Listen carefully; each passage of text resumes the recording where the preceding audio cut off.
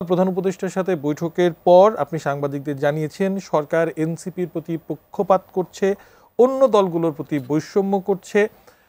সরকার এনসিপির প্রতি পক্ষপাত করছে কেন, অন্য দলগুলোর প্রতি বা বৈষম্য করছে কেন, যেখানে সরকার নিজেই ঐক্য চাই, জাতীয় ঐক্য ধরে রাখতে হবে, এ ধরনের কথা বারংবার বলে আসছে?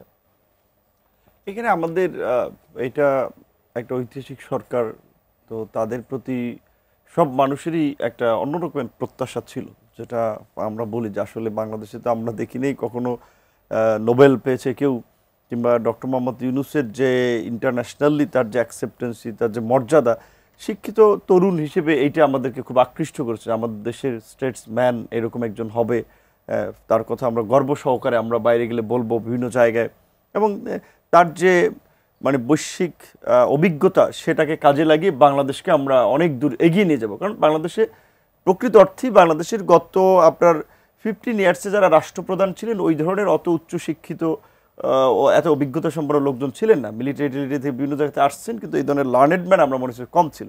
ওই কারণে আমাদের একটা অন্যরকম প্রত্যাশা ছিল।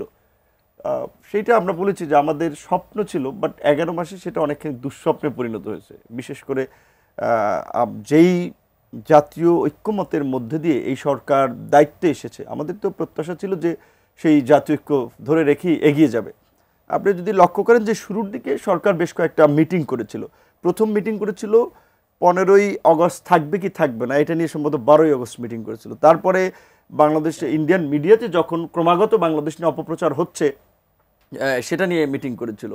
এরকম কয়েকটা ইস্যু নিয়ে 4টা মিটিং করেছিল, যেটা সম্ভবত ফরেন একাডেমিতেই, ফরেন সার্ভিস একাডেমিতে সবাইকে নিয়ে সর্বদলীয় মিটিং খুব ভালো ছিল। সব একটা বিশাল মিটিংয়ে প্রধান উপদেষ্টা, পলিটিক্যাল পার্টি, সিভিল সোসাইটির লোকজন কথাবার্তা বলতেছিল। পরে আমরা দেখেছি যে কয়েকবার বিএনপির সাথে বসতেছে, জামাতের সাথে বসতেছে, এনসিপির সাথে বসতেছে, এবং সর্বশেষ যেই কাজটা করলো যে আপনার 4টা দলের সাথে বসলো, বিএনপি, জামাত, এনসিপি, ইসলামী আন্দোলন, এবং সেখানে উপদেষ্টা দেখলাম টেলিভিশনে বলছে যে 4টি বড় রাজনৈতিক দলের সাথে বসে। প্রথমত বাংলাদেশে গত 16 বছর ইলেকশন নাই। ইলেকশন ছাড়া আপনি বলতে পারেন না যে এই দল প্রধান দল কিংবা এই দলের এতটা জনসমর্থন আছে। আর এইটা যদি আমরা ধারণাও করতে পারি, সরকারের জায়গা থেকে সে বলতে পারে না। বিশেষ করে বিএনপির প্রশ্নে কিছুটা ছাড় দেওয়া যায়, বিএনপি একাধিকবার রাষ্ট্র ক্ষমতায় ছিল, সেটা একটা ভিন্ন বিষয়। বাট আদার্স যে 3টা পার্টি ওইভাবে তারা বলতে পারে না। জামাত তো অনেকদিন ধরে আন্ডারগ্রাউন্ডেই ছিল। ইসলামী আন্দোলনও ওইভাবে আমরা নির্বাচন তো ফেয়ার দেখি নাই যে কার কতটুকু অবস্থান কি। তারপরে আবার এনসিপি তো নিবন্ধনই নেই এখন পর্যন্ত, আনরেজিস্টার্ড দল সম্ভবত তৈরি হচ্ছে। এবং এই আন্দোলনে ধরেন বিভিন্ন ছাত্র সংগঠন, রুবেল ভাইদের সংগঠন আছে, ছাত্র সংগঠন, ছাত্র ফেডারেশন, আমাদের ছাত্র সংগঠন ছাত্র অধিকার পরিষদ, যেই অধিকার পরিষদের মাধ্যমে আজকের এই কোটা সংস্কার আন্দোলন এবং এই প্রেক্ষাপট, এরকম ছাত্র দল, অনেক ছাত্র সংগঠন আছে। প্রধান উপদেষ্টার সাথে আপনি দেখেন ছাত্ররা মিটিং করেছে বেশ কয়েকবার। ওই এনসিপি বৈষম্য বিরোধী ওই একই তো, তাদের বাইরে অন্য কোনো ছাত্র সংগঠনের নেতৃবৃন্দকে প্রধান উপদেষ্টা একবার দাওয়াত দিয়েছিলেন চা খেতে, যে তোমরা তরুণরা লড়াই করেছো, পরিবর্তন এনেছো, সব ক্লাসের মতের তরুণদের সাথে আমি একটু বসে। আমরা প্রস্তাব দিয়েছিলাম যে আপনি অন্তত সব তরুণদেরকে একদিন বসেন। আমরা দেখিনি, বরং সেই কয়েকজনকে আমরা দেখেছি।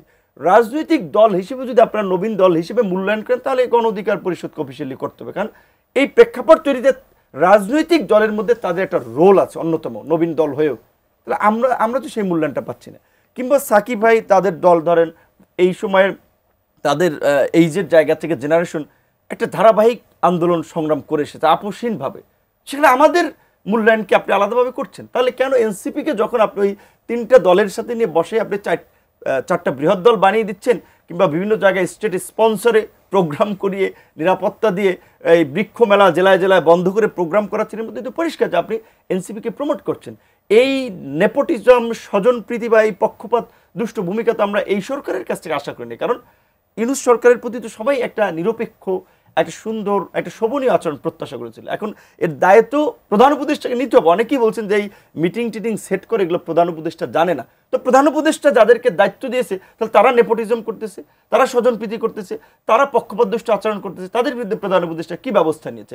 এমনকি গতকালকে পরিষ্কারভাবেই তার সামনে বলেছে যে অনেকে একাধিকবার দেখা করার চিঠি দিয়েও কোনো সাড়া পায় নাই, ইনক্লুডিং আমরা। তাহলে এই সরকারের কে আমরা সমর্থন নূর, দিলাম, আমরা আমাদের সমর্থন আগে তাহলে বিপদে যেমনটা পড়লে- শুনতাম যে অমুক প্রধানমন্ত্রীকে অনেক কিছু বলা হচ্ছে না, তার কাছে অনেক খবর পৌঁছাচ্ছে না। আপনি কি তেমনই ইঙ্গিত করছেন যে প্রধান উপদেষ্টার কাছে সকল খবর যাচ্ছে না, তিনি সকল পরিস্থিতি সম্পর্কে ওয়াকিবহাল নন, কিংবা প্যারালালি অন্য কেউ আসলে আরো বেশি প্রভাব বিস্তারকারী হয়ে উঠেছে? না, এটা বাস্তব কথা। এটা অনেকগুলো পত্র পত্রিকা কিন্তু কলাম লেখা হয়েছে যে সরকারের ভেতরে সরকার আছে, সরকার দৃশ্যমান সরকার সরকার চালাতে পারছে না, ভেতরের সরকার সরকার চালাচ্ছে। এবং আমাদের কাছে মনে হয় একটা কিচেন ক্যাবিনেট আছে যারা পলিসি থেকে শুরু করে বিভিন্ন সিদ্ধান্ত গ্রহণে তাদের একটা ভূমিকা থাকে। তো সেখানে এটা ঠিক যে প্রধান উপদেষ্টা, আমরা যেটা গত 11 মাসে আমরা বুঝেছি আসলে উনি একাডেমিশিয়ান লোক, সে আসলে রাজনৈতিক লোক না। তারপর আমরা দায়িত্ব দিয়েছি তার মতো লার্নেড মানুষ, তিনি তো একটা কোঅর্ডিনেট করবেন, এটা আমাদের প্রত্যাশা ছিল। তার তো সেই আপনার বিবেক, বুদ্ধি, জ্ঞান, পাণ্ডিত্য আছে।